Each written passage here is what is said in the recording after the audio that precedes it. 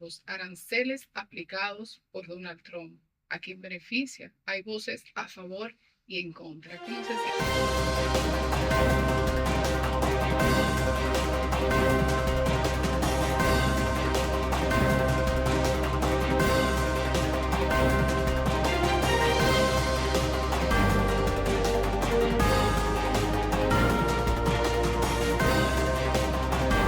Hola amigos de Interview en Trúcamelo TV.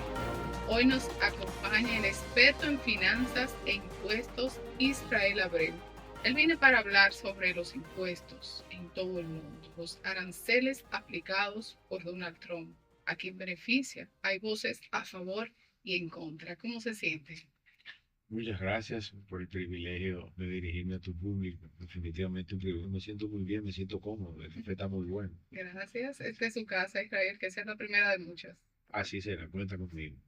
Queremos orientar al público, a quien nos ve, a nuestros seguidores, sobre estos aranceles que se está hablando todos los días, ¿verdad? En la prensa nacional e internacional. Se habla de aranceles, personas que se ven afectadas, países, hay voces a favor y en contra. Pero realmente, ¿cómo afecta a nuestro país o América Latina y cómo beneficia a los Estados Unidos? Mira, para hacerlo un solo tema y la gente se eduque lo más que pueda, y no solamente entienda, sino que también sepa cuáles son los rubros que pueden ser grabados, pues te lo voy a resumir los tres tipos de aranceles que creó Donald Trump, que están en un proceso de ejecución o en proceso de aprobación en ocasión de uno de los que te voy a citar. El primero que se trató de implementar fue el 10% a los productos importados por Estados Unidos desde República Dominicana, un 10%. Mínimo todos los productos que llegaran a Estados Unidos desde República Dominicana se les iba a sumar un 10% de arancel. Ese es uno. Ese ahora mismo está cesante por un plazo de 90 días. Todo esto a partir de mayo recién pasado. Estamos hablando del 5. No, ese fue en abril. En mayo se produjo una nueva intromisión de Trump al sistema económico, al sistema de comercio internacional entre República Dominicana y Estados Unidos. El segundo impuesto que creó Donald Trump, que también afecta a la región y de manera específica a República Dominicana, fue grabar las producciones hechas fuera de los Estados Unidos y que pretendían ser compensadas de gastos en el territorio norteamericano. Aquí me refiero a las producciones de cine. El caso es que, por ejemplo, República Dominicana es destino de ese tipo de inversiones en gastos para cine, por todo conocido, que tuvo Mark Webber, estaba Sandra Bullock, han estado un sinnúmero de artistas reconocidos. Vin Diesel ha estado en varias ocasiones y ha hecho películas aquí en República Dominicana, y nosotros hemos sido beneficiarios de utilizar la República Dominicana como sede para la grabación de esas producciones. ¿Qué resulta?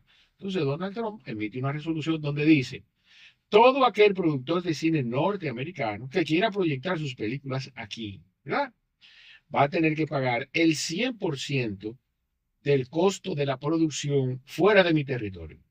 Por ejemplo, si una película, imagínate ese Rápido y Furioso que se grabaron una escena aquí en la zona sur, gastó $1 millón en grabar esas escenas aquí en República Dominicana. Cuando va a Estados Unidos le dice: sí, yo te la voy a aceptar, pero tú tienes que pagar el 100% de eso mismo que tú me estás reclamando, deducible de gastos, para que te lo puedas compensar. Ese fue el segundo. 10% a las exportaciones de República Dominicana, 100% a las producciones cinematográficas. Y finalmente, entonces, un dato interesante que inclusive ya reposa en el Congreso de los Estados Unidos y fue aprobado por la Cámara de Representantes, fue la posibilidad de crear un impuesto a las remesas de un 5%, que hasta donde sabemos, él flexibilizó esa medida y la llevó a 3.5%, lo que resultaría sumamente delicado a los fines de la economía dominicana. Voy a hacer una pausa para tomar mucho de café porque está buenísimo. Así que a la gente que me vea. Claro. Entonces, también podemos decir que lo que han realizado es, vamos a decir, para fortalecer a los Estados Unidos. ¿Sí? Ese es el planteamiento. Sin embargo, en el orden ya de la teoría económica, aquí resalta mucho el padre de la escuela austríaca, Karl Marx, en el orden de las distorsiones que puede introducir un Estado a la economía. Si bien es cierto, inclusive yo cuando Donald Trump aspiraba en esta ocasión, entendía que existía la posibilidad de que Donald Trump le agregara valor a la economía norteamericana y al ciudadano común, ¿verdad? Por él abrirse relativamente a los mercados, cosa que desde el punto de vista de la libertad, del libertarismo económico, es bien visto. Pero ¿qué resulta? Que esas medidas que Donald Trump está promoviendo a los fines de proteger la economía norteamericana son totalmente contrarias a lo que busca esa economía libertaria. Y por eso cito Karl Menger, más cercano a un Milton Friedman o Friedrich Hayek, que son todos miembros o pasaron por esa escuela económica, esa escuela de pensamiento económico, que es la escuela austríaca. ¿Qué resulta entonces de eso? Que cuando tú creas cualquier arancel, tasa por servicio o impuesto a un producto o servicio de manera específica, eso lo que hace es una escalada inflacionaria. ¿Por qué? Porque es posible que inicialmente el empresario asuma el costo. Sin embargo, eso tarde o temprano se va a reflejar en el precio que pagan los consumidores. Eso es inevitable, usted que me está viendo. Entonces, el ciudadano norteamericano, a la hora que empiece a pagar esos aranceles, pues la decisión de compra siempre la va a tener el ciudadano. Y en la medida en que los empresarios estudian al consumidor, en esa misma medida, no necesariamente el producto que se vaya a escoger es el norteamericano en este caso, ¿verdad? Entonces, el chino, por ejemplo, el caso de BYD, en el caso de los vehículos, se está imponiendo ante todos los fabricantes de vehículos europeos o norteamericanos.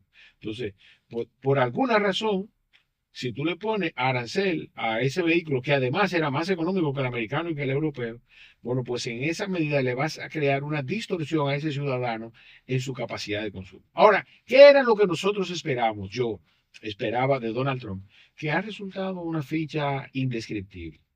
Porque en algún momento tú lo ves autoritario, tipo sumamente autoritario, lo ves en algún momento un mandatario libertario. De hecho, se hizo rodear, por ejemplo, de uno de los más altos representantes del libertarismo en el mundo en este momento de la historia. Me refiero a Javier Milei, presidente de Argentina. Entonces tú tienes un autócrata, ¿verdad? Que se junta con un libertario, pero que además es sumamente populista. Nadie ha dado tanto dinero a cambio de nada como Donald Trump, un tipo sumamente populista, autoritario, te da señales de libertario, pero entonces de derecha, de ultraderecha, diría yo. Y entonces toma medidas, ¿verdad?, de derecha ultraconservadoras, como el de crear ese nivel de proteccionismo lesivo a los intereses del pueblo. ¿Qué resulta de eso entonces? Que, ¿Qué era lo que esperábamos? Que si bien es cierto que tú quieres promover que los empresarios vayan a Estados Unidos, que los empresarios que están en Estados Unidos estén mejor y no lesionar los intereses de los ciudadanos norteamericanos, ¿por qué tú debes hacer? Bueno, por ejemplo, aquí en República Dominicana creamos la ley de cine. Pues crea un incentivo para quienes graban películas. Todo el mundo sabe que Hollywood tiene una crisis. Muy bien, pues entonces, pues, eh, no grabar el cine con más impuestos, sino todo lo contrario. Quítale impuestos, redúcele costos, crea incentivos para que quienes trabajen en la industria se sientan motivados para, para concursar en ese negocio. Esa es una. Entonces, en el orden de los bienes y servicios, me refiero específicamente a cuando República Dominicana exporta a Estados Unidos un mango, un guineo, qué sé yo, un tomate, ¿verdad? O cualquiera de los productos de zona franca que nosotros producimos aquí en República Dominicana. cuando vaya a Estados Unidos, pues, o ese empresario pueda decir, me quedo en República Dominicana o me voy a Estados Unidos a los fines de, de agregarle valor a esa economía y hacer mi negocio más rentable, que genere más empleo, que agregue más valor a la economía. Eso era lo que yo esperaba desde el punto de vista de esa economía libertaria.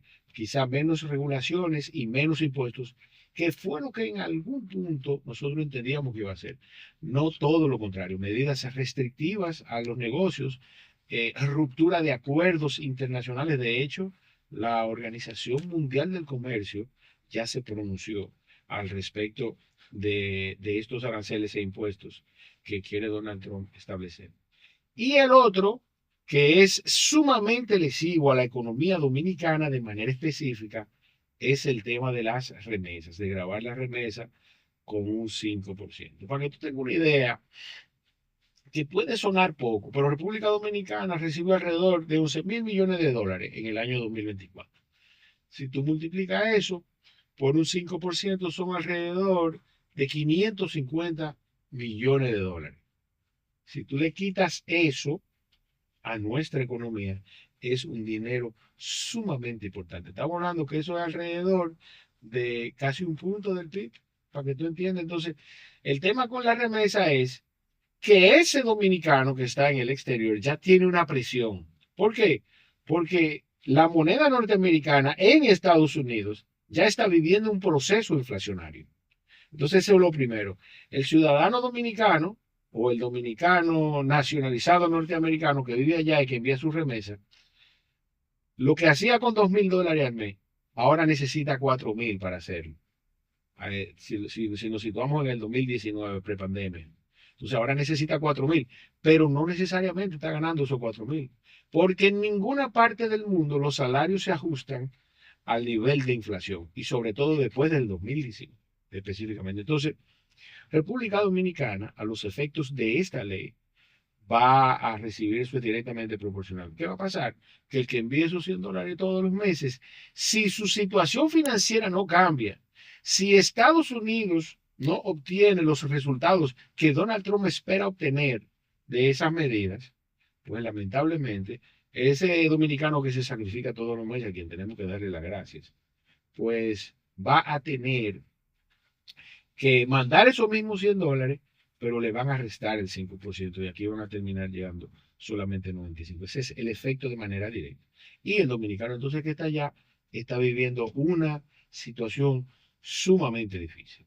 Sí, porque tienen la carga también de sus familiares aquí, que sabemos que lo apoyan bastante.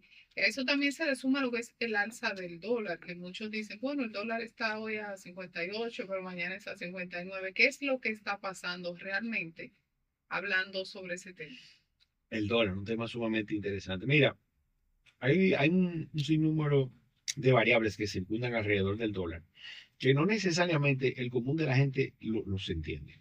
Yo voy a tratar de ser lo más explícito posible. Mira, cuando se hizo el presupuesto del año 2025, eso es lo primero, hay una serie de indicadores económicos que dan como resultado el comportamiento de la economía dominicana, el supuesto comportamiento de la economía dominicana, y eso permite, eh, por ejemplo, que son quienes usan esa información en sentido general, a nuestros acreedores establecer cuál va a ser el comportamiento de la economía dominicana y si va a mantener su calificación crediticia. Ese es uno. Entonces, el dólar se previó en el presupuesto del año 2025 que iba a concluir a 63.11. Ese era el promedio de lo que se suponía que iba a moverse el dólar. Eso implica una apreciación, ¿verdad? Entre el comportamiento que tuvo en el 2024 y el comportamiento que va a tener durante todo el 2025. Esa fue la proyección. Esa es la primera variable que tenemos que sentar. Porque todo el mundo de que le dice, mira, el dólar en el 2025 va a terminar 63.11, ya está pensando en todos los bienes y servicios que consume o que produce o que vende, liquidarlo a esa tasa del dólar. Eso es un efecto natural en la economía. Ahora, eso no necesariamente va a ser así en función de la cantidad de dólares que entran y salen a la economía. República Dominicana, al cierre de febrero de este año, tenía reservas acumuladas de alrededor de 15.600 millones de dólares. Eso es un dato sumamente interesante. Número dos, ya había recibido un 8.2% más que las remesas recibidas durante los 2 primeros meses del año pasado. Oye bien, recibimos más remesas. Ese mismo comportamiento tuvimos muy similar por números menos, números más, en materia de turismo y en materia de inversión extranjera directa. Todo el mundo sabe que el turismo de República Dominicana en más de un 50% depende de los norteamericanos. Y asimismo en materia de inversión extranjera. Y ese fue el comportamiento. De hecho, en esos 2 meses hubo más. Lo que te quiero establecer con eso es que no había una razón por la que el dólar bajara de la forma estrepitosa en que lo hizo. ¿Qué pasó entre el 1 de enero y el 28 de febrero del año 2025? Bueno, el dólar se situó en 63.50, sin haber razones suficientes y necesarias para que el dólar subiese de esa forma, porque había dinero, había dólares. Esos dólares estaban, el Banco Central lo tenía como reservas internacionales y las diferencias entonces estaban en el sistema financiero dominicano. Esas dos variables, yo creo que tú la tengas pendiente. Había dólares y teníamos una tasa que en los primeros 2 meses se cumplió. Entonces eso llama la atención.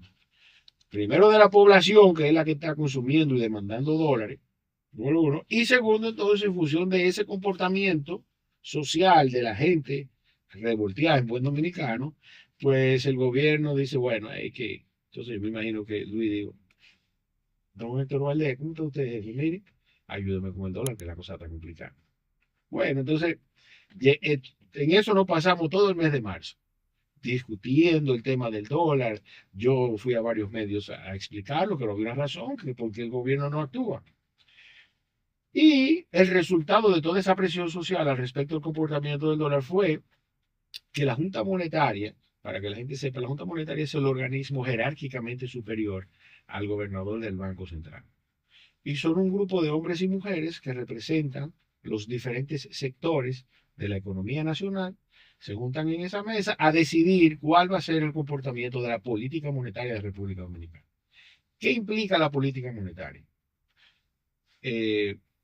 La masa monetaria, número uno, qué cantidad de dinero se va a necesitar en la economía, el tipo de cambio y la tasa de política monetaria y el control de la inflación. Esas cuatro. A eso se juntan esa gente todos los meses a decidir. Se juntan todos los meses a final de cada mes y ven el comportamiento de la economía y dependiendo de las áreas le mandan sus informes a ver cómo va eso. Entonces se reúnen el 24 de marzo de este año y resuelven entonces enfrentar con políticas monetarias adecuadas respecto de la situación cambiaria y evaluar la situación desde el punto de vista general. ¿Y qué resultó de esa medida? Una sumamente importante. En República Dominicana le estábamos prestando en dólares a empresas y ciudadanos que no generaban dólares. Y cuando tú le prestas a un dominicano que no genera dólares, imaginémonos un ejemplo perfecto. La economía dominicana no genera dólares y entonces a los ciudadanos le prestan dólares. Esos dominicanos van a salir a buscar dólares para pagar en dólares. Entonces eso le agrega presión a la tasa. Ese es uno. ¿Qué se resolvió en la segunda resolución del 24 de marzo del 2025? Bueno, miren, de aquí en adelante no se le presta un centavo a ningún ciudadano, no importa quién sea, si no genera dólares. Tiene que demostrarlo. Tiene que demostrar que factura en dólares y que ese dinero viene en dólares a la República Dominicana para quitarle la presión de ese ciudadano que debe en dólares pero gana en pesos. Esa fue una. La segunda, sumamente importante también. En gestión bancaria y financiera hay posiciones cortas y largas al respecto de las divisas, del dinero que tiene. Si tú tienes 2 o 3 veces más activos en dólares a corto plazo, tú tienes una posición muy larga en relación a tus deudas. Si tú tienes, pues imagínate que tú tienes $1 millón que debe y tiene 4 o 5 entonces tú tienes una posición muy larga, porque tienes 3 o 4 veces lo que necesitas. Porque tú lo que tienes que tener es con qué hacerle frente. Y esas posiciones largas y cortas dependen también de cómo tú estés prestando. Entonces el gobierno dijo, miren, tienen que reducir sus posiciones eh, en moneda extranjera. La circunscribió a un tope, número uno, y número dos, a porcentajes relacionados con el capital de la institución financiera a la que nos referamos. Entonces, ahí se termina el relajo de que exista la posibilidad, porque obviamente el tema del cambio es un negocio que debe ser relativamente regulado para que no caigamos en lo que pasó ahora en febrero, recién pasado, febrero-marzo. Entonces, esa fue otra, la reducción de las posiciones cortas y largas. Y la tercera, que también es sumamente importante, fue las medidas relacionadas con el control de las empresas remisadoras y de los agentes de cambio. Me refiero a normal, a casa de cambio, donde tú vas, mira, cámbiame esos $100. Entonces, en esos dos casos, remesadoras y agentes de cambio, lo que se aumentó fue la supervisión a esas instituciones y obviamente también controlar esas posiciones muy largas, esa cantidad de divisa con la que ellos no están haciendo nada más que especular. Esa es la palabra que lo describe. Y obviamente la naturaleza de toda actividad económica es onerosa, es ganar dinero. Entonces, para eso entiendo yo que debe intervenir el Estado. Y en este caso lo hizo de manera relativamente eficiente. Entonces, ese fue el resultado de lo que pasó con la tasa de cambio. Ahí no hubo magia, ahí no hubo suerte, ahí no hubo un comportamiento natural de la economía, no. Ahí hubo un equipo técnico que conozco a dos miembros de la Junta Monetaria, uno que fue el director de la Comisión Económica del PRD en su momento, Moya, y otra persona del sector privado, que no voy a decir su nombre porque no es una persona tan pública a pesar de la posición que tiene. Y usted como experto, ¿qué podemos esperar en el comportamiento del dólar de aquí a final de año? O sea, ¿va a estar estable según el panorama internacional, verdad? Que es impredecible, vamos a decir. Pero según usted como experto y su predicción, ¿qué puede decirnos? Un buen economista, experto en finanzas, siempre le va a decir a la gente que sea prudente y cauteloso. Ese es mi mejor consejo. Porque a pesar de que hay cierto nivel de incertidumbre, el ser prudente y cauteloso siempre te va a ayudar a tomar decisiones adecuadas. Eso no significa que usted no invierta. Lo que tiene que es tener un nivel más grande, más efectivo de seguridad, número uno. Porque, mira, te voy a poner el ejemplo. Y tú ahorita citaste a profesor de economía de la UAS, Sería, Siriaco, una estrella. Hemos participado en varios foros sí. y en varios programas juntos. Y nosotros predijimos que el dólar a octubre del año 2020, en plena pandemia, alcanzaría los 70, 80 pesos por uno. ¿Y qué resultó, gracias a Dios? Bueno, que los dominicanos se volcaron a enviar remesas a República Dominicana. Y aquí circuló una cantidad de dinero impresionante en moneda extranjera. Y gracias a Dios, bueno, pues el dólar se mantuvo por debajo de 60 y nuestra economía, a pesar de esa desaceleración inducida porque cerramos la economía, logró sobrevivir con ese inmenso déficit que tuvimos y ese decrecimiento económico que fue de alrededor del 7,6%. Y nosotros, gracias a Dios, pudimos sobrevivir sin que necesariamente hubiese una depreciación tan alta de nuestra moneda. Sin embargo, en este caso, yo debo reconocer la mano que mece la cuna en términos de manejo de la política monetaria. Y me refiero específicamente al Banco Central, que, que esas medidas que tomó, pues llamaron la atención de todos los agentes del sistema financiero y el dólar se mantuvo. Esa es la realidad. Hoy te repito, ahí no hubo magia, ahí no hubo suerte, hubieron decisiones acertadas en términos técnicos del manejo de la política cambiaria específicamente. Yo creo que debemos estar atentos a lo que va a pasar en Estados Unidos. Nosotros tenemos un nivel de dependencia sumamente alto.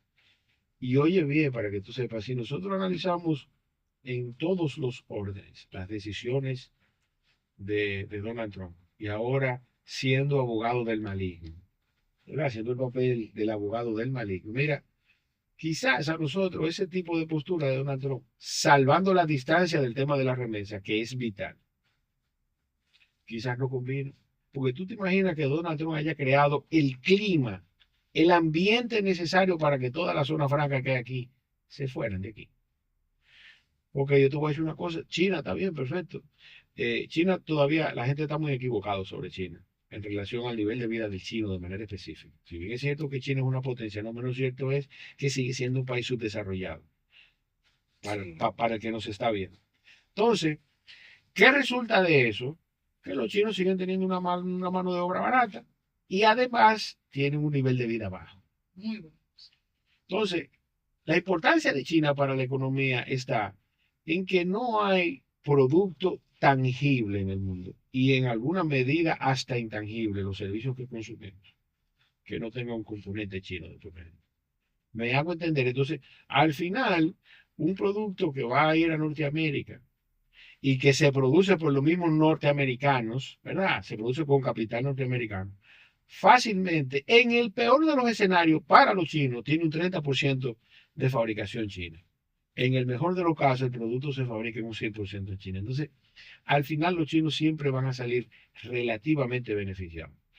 Pero contrasta cuando tú me haces esa pregunta, eh, ¿verdad? Partiendo de cómo empezó este programa que estamos haciendo, de la influencia y la situación de las tasas impositivas que está creando Trump, los aranceles, y ahora para el tema, el impuesto a la remesa. Yo creo que, y miren, el impuesto a la remesa es, inclusive, es hasta anticapitalista, lo veo. ¿Tú sabes por qué? Porque las remesas suponen ser el resultado del dinero que produjo ya ese trabajador y que pagó impuestos, porque en Estados Unidos es así. Tú trabajaste y lo primero que te quitan es la proporción del gobierno. Entonces, yo creo que también en su momento va a ser impugnado, tanto por la Organización Mundial de Comercio y quizá por otros organismos multilaterales de cooperación. ¿Por qué? Porque, vuelvo y te repito, la remesa es la conclusión de una labor, ya sea hecha por un ciudadano o por una empresa. Entonces, en ese caso va a ser así. Entonces, vuelvo y te repito, para, como abogado del maligno, quizás nosotros, en alguna medida, el que Donald Trump haya tomado este tipo de medidas, es muy posible que termine beneficiando. Porque además, mira, para que tú sepas hasta dónde está llegando esto, ya se está evaluando la posibilidad de que la hegemonía del dólar empiece a cambiar y el mundo empieza a tener sus reservas internacionales en euro. Hay que empezar a vigilar el comportamiento del euro por este tipo de actitudes que está teniendo Donald Trump, irreverente, irresponsable, porque al final la responsabilidad está relacionada con el compromiso que él tenía en relación a haberse suscribido a los acuerdos que tenía firmados. Entonces, yo creo que si ponemos eso en la balanza es muy probable que nosotros salgamos beneficiados y no perjudicados. También en el caso de nosotros, específicamente Zona Franca de República Dominicana produce para Estados Unidos. Entonces, esos ciudadanos norteamericanos que tienen inversión, tú sabes que en República Dominicana viven casi 100.000 pensionados de los Estados Unidos. Importante. Entonces, esos ciudadanos también van a ser afectados con estas políticas de droga. Entonces, yo creo que hay que ser prudente y cauteloso a la hora de decidir eh, qué voy a comprar, qué voy a consumir, qué cantidad de dinero voy a demandar en el futuro. Porque se hace inminente el verse a largo plazo en relación a la situación económica de Estados Unidos, porque si a ellos les da gripe, a nosotros nos da tuberculosis, y de República Dominicana, porque también el Estado Dominicano tiene un déficit sumamente serio. Eso le iba a hablar, o sea, se habla de que estamos estables, de que el país va a flote, vamos creciendo, hay muchas inversiones, pero ¿por qué realizan tantos préstamos? Esa es la palabra clave. Mira, esa estabilidad tiene un precio. Y ese precio lo pagamos todos los dominicanos todos los días. De decisiones sumamente irresponsables. No sé si tú tienes algún interés político, pero hay que decirlo así. Mira, sobre lo que tú me preguntas y sobre el primer cuatrimestre del año, tengo para decirte, y este comentario lo he hecho en otro programa, todavía no había cerrado abril, sino que íbamos como por el 15 de abril, 20 de abril, cuando hice los comentarios, pero ya cerró. Para que tú tengas una idea, de cada 10 pesos que el gobierno dispone, de cada 10 pesos, 3 pesos con 80 centavos son el producto de un crédito. Para que tú tengas una idea. Ahora, eso por sí es posible que no te diga nada. Porque si tú coges, ¿verdad? 3 pesos con 80 centavos, eso es el equivalente al 38% del dinero que gane cualquier dominicano que nos está viendo. Y tú, esa facilidad crediticia, ese dinero que recibiste, lo bien utilizaste, lo invertiste, está bien, no pasa nada. Porque la inversión supone tener un retorno, aunque sea mínimo. Pero en este caso, lo delicado es que ese dinero, ese 38% del 100% que se utilizó en el primer cuatrimestre del año, se utilizó para pagar capital de préstamos ya vencidos, número uno, para pagar intereses, número dos, y número tres, para pagar gastos corrientes que no van a generar ningún retorno. Para que tú tengas una idea, el gasto corriente superó al ingreso total del gobierno, de los ingresos corrientes, en alrededor de 61.000 millones de pesos en los primeros 4 meses del año. Y tú me dirás, ¿y qué es eso, Israel, en buen dominicano? Bueno, que el gobierno en los primeros 4 meses del año gastó más dinero en nómina, salarios, energía eléctrica, combustible, almuerzos y cenas, teléfono, energía eléctrica, mantenimiento, suministro y otras remuneraciones de mis amigos funcionarios, alrededor de 61.000 millones de pesos. Eso fue en los primeros 4 meses del año. Si tú le das por tres, eso va a terminar casi en 200.000 millones. Entonces, ¿qué resulta de esto? Que lamentablemente, entonces, y por eso tú ves decisiones como la que vimos ahorita del Instituto, el Ministerio de la Vivienda. Sí, el aumento en la construcción, que eso es un tema importante tratarlo porque van a aumentar entonces la varilla, cemento, todo. Eso. Aparte del impuesto por lo que es la revisión de las obras que Entonces, tienen que pagar. Entonces, nuestros amigos constructores ahora, lamentablemente, que fue lo que explicamos en algún momento de este conversatorio, ¿qué van a hacer con esa cantidad de dinero? Oye bien lo que eso implica. Tú tienes impuestos que son a través de una ley. Tienes tasas por servicio. Esto es una tasa por servicio.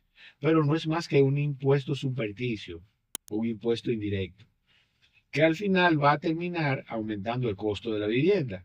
Oye, una cosa, República Dominicana, entre, entre cuantitativa y cualitativa, hay cerca de 1,5 millones de viviendas en términos deficitarios, aquí en República Dominicana, de la cual hacen falta 800.000 viviendas en términos cuantitativos, es decir, 800, que se fabriquen 800.000 viviendas y que se revisen en términos cualitativos. Me refiero a casa con piso de tierra y techo de paja, por así decirlo, cerca de 700.000 viviendas. Entonces, en un país donde tenemos esa situación, en vez de tú crear incentivos para reducir el costo de la vivienda, tú lo que estás es introduciendo la distorsión. ¿Y qué resulta de eso? Porque tú entiendas, ellos que tenían un presupuesto para hacer eso es lo que te estoy diciendo. Y ojalá me manden este corte, oye bien lo que están haciendo. Oye bien lo que están haciendo por eso. Se supone que el Ministerio de la Vivienda, ¿verdad? Partiendo de la distribución del presupuesto general del Estado, ya tenía ese dinero previsto para hacer su labor, porque eso es parte del objetivo central del Ministerio de la Vivienda, ya tenía ese presupuesto. Sin embargo, producto del mal manejo de ese presupuesto, que es muy probable que hayan gastado el dinero que era para supervisar obras en almuerzos y cenas, en viáticos, y quién sabe qué otras cosas más, salarios irresponsables, nominilla y otro tipo de gastos ¿verdad? Que es importante mencionar. Entonces dice, no, espérate, yo de manera administrativa me voy a inventar esta tasa y me quito la presión económica y con eso entonces solvento ese gasto que debía estar previsto en el objetivo central del Ministerio de la Vivienda, ¿verdad? Y dispongo además de más recursos. Oye, tú sabes lo abusador que es circunscribir un porcentaje de la obra, del presupuesto de la obra que presenta un constructor. Tú sabes, definitivamente eso roza eh, el abuso en este caso, porque bueno, te digo, el rol, el objetivo central del Ministerio de la Vivienda en materia de construcción de vivienda es supervisar que las construcciones se hagan de manera eficiente, eficaz y adecuada en términos habitacionales. Entonces, definitivamente se perdió su rol y yo nunca vi que al Ministerio de la Vivienda le redujeran el presupuesto, porque esa pudo haber sido una razón. Sin embargo, no lo es. Aquí el presidente Luis Abinader se anota, ¿verdad? Un nuevo impuesto de manera supersticia. Entonces, ¿qué resulta de eso? Que es muy posible que esa reforma fiscal Están aplicando no las estén aplicando de manera indirecta. eso mismo y lo podemos ver porque eso hablábamos hoy, de que le están aplicando de manera indirecta. Yo pude ver que también van a aumentar lo que son los impuestos de la Junta Central Electoral para todos los trámites. Entonces, están aplicando la reforma fiscal, pero de una manera más subliminal. Sí, pero mira, tú has citado un tema ahí, tú me estás provocando. No diga la verdad, dígalo, hable claro. No, y sobre todo, mira, nosotros tenemos rato hablando. Y sobre todo lo que hemos conversado, hay algo que hay que reconocer usted que nos está escuchando y viendo. Es el aporte que hacen los dominicanos a nuestra economía local, los dominicanos en el exterior, en cualquier parte del mundo que se encuentre, a la economía local. Ese es un reconocimiento. ¿Y tú sabes en qué porcentaje se le aumentaron los servicios a los dominicanos en el exterior? Desde un 33% a un 150%. Pero eso es peor que la medida de Donald Trump porque nosotros mismos como Estado le aumentamos a nuestros ciudadanos. Eso es sumamente abusivo y además entonces a ese dominicano que con su trabajo, con su esfuerzo, mes tras mes, envíe ese dinero aquí, que en el peor de los casos lo envía para que lo ahorre. Miren, guárdeme eso en el banco para cuando yo vaya. Ese dinero cuando llega al banco, alguien lo utiliza, ¿verdad? Cualquier emprendedor o cualquier empresa grande para financiar su actividad económica. Entonces, definitivamente, yo no sé qué pasó en la Junta, ¿verdad? Número uno. Y número dos, no entiendo por qué el gobierno permitió que esto pasara. Porque además, eso es quitarle a ese dominicano que envíe ese dinero una parte de lo que ya está enviando. Y el dinero de la remesa es 100% efectivo a los fines de la economía. Mira una cosa importante que te debo contar. Cada dominicano en el exterior no le cuesta el más mínimo centavo al Estado dominicano. Esos $100 que él manda, esos 200, esos 300, vienen limpios. El gobierno no tiene que darle educación, no tiene que darle salud, no tiene que darle seguridad ciudadana, no tiene que crear las herramientas suficientes y necesarias para que trabaje y se alimente. Y la última, que ya la cité en relación al Ministerio de la Vivienda, es que pueda obtener una vivienda digna. Ninguna de esas presiones, ni siquiera consume el agua para bañarse. Tú sabes, que se supone que es un derecho humano y que debe proporcionarlo también el gobierno, por lo menos viabilizarlo. Entonces, yo creo que es un gran abuso lo que están haciendo con los dominicanos en el exterior, con este aumento en las tarifas de servicio de la Junta Central Electoral. Y agregándole algo, ni siquiera tienen lo que es el aval del Estado cuando compran una propiedad, porque sabemos de las estafas, que eso da vergüenza, ya que ellos sabemos que ahorran toda su vida para entonces luego venir a su país. Así es. Y lamentablemente todavía no existen los mecanismos. Por ejemplo, en Estados Unidos tú no puedes vender viviendas si tú no tienes una licencia. Tú sabes. Eh, no se te puede habilitar como constructor si tú no muestras la suficiente solvencia, no solamente económica, sino también moral. Aquí cualquiera eh, va a construir una compañía, en la que crea una compañía en la Cámara de Comercio y ya está habilitado para construir o para comercializar.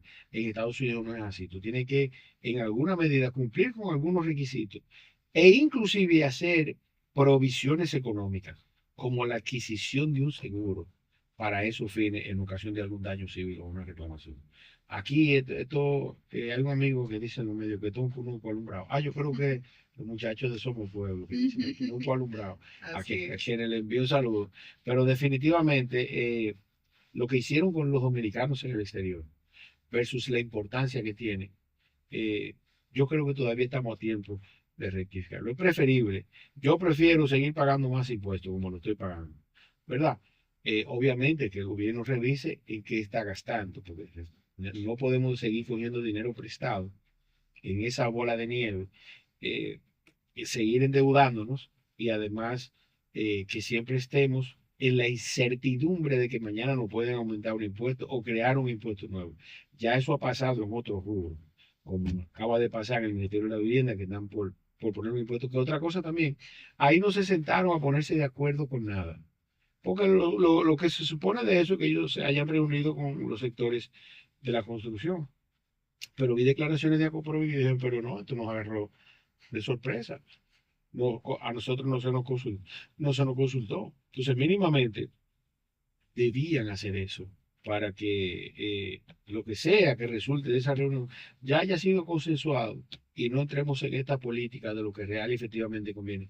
Cuando sabemos que el presupuesto general del Estado prevé una partida para ese trabajo que es el que hace el Ministerio de Vivienda. Eso es como que ahorita salte el del Ministerio de Educación, ¿verdad? Que tú tienes que darle una partida adicional por una cosa que se supone que es para lo que él fue creado. Claro. Entonces, esa medida debe ser revisada. Y tú verás que se va a un lío con eso. Eso es lo que queremos, que lo revisen y que se manejen con los fondos. Ya para finalizar, queremos un mensaje final. Lo que gana un dominicano versus la canasta básica, que está por las nubes. Wow, qué desastre. Mira, y sobre todo contrasta con las últimas declaraciones del presidente en relación a empleo de República Dominicana. Mira, en República Dominicana hay 10 millones de habitantes, 10.8 millones de habitantes, de los cuales hábiles para trabajar, según la encuesta nacional que realiza el Banco Central, pues tenemos alrededor de 5.3 millones de dominicanos trabajando. Pero ¿qué resulta de eso? Que más del 55% trabaja de manera informal. La informalidad en República Dominicana produce muchos efectos negativos, como por ejemplo la falta de ahorro en su fondo de pensión, número uno. Número dos, la falta de pago en el sistema de administración de riesgo de salud. Y uno que aunque la gente no lo percibe mucho, pero que es sumamente importante, es también su aporte al sistema de riesgo laboral en ocasión de que usted tenga cualquier accidente laboral, que es importante y necesario. Y lo más importante también es que un trabajador informal, ya sea trabajando para alguien informal o él ejerciendo una labor formal, no tiene ningún derecho adquirido al respecto de esa labor que realiza. Eso en términos de prestaciones laborales. Eso lo dejó de observar el presidente. Ahora, de ese 44 y pico por ciento que queda, el 67% gana menos de 30,000 pesos. Y de ese 67% de ellos que gana menos de 30,000, el 15.6% gana menos de 15.